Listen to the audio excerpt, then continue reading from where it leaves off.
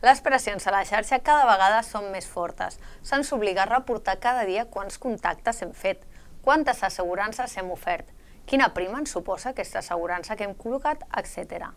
Però alguns superiors jeràrquics no ho consideren suficient i fan servir la seva creativitat per posar més llenya al foc i generar encara més tensió, obligant a aconseguir objectius importants en molt poc temps. Les televisions, la premsa, els noticiaris, les xarxes socials, etc.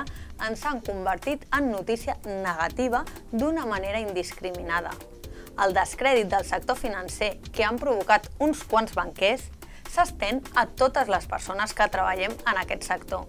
En ser els que donem la cara a les oficines, ens miren amb lupa, posen en dubte la nostra professionalitat i la confiança del client. Les plantilles no tenim indemnitzacions milionàries ni bonus milionaris, són bancaris i no banquers. En aquests moments tan tensos, preserva't perquè no tot s'hi val.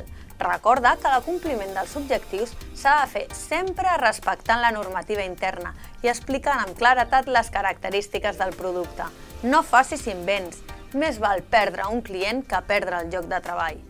I si no consensues els objectius amb el teu superior, fes-ho saber, ja que de vegades es posen objectius abusius.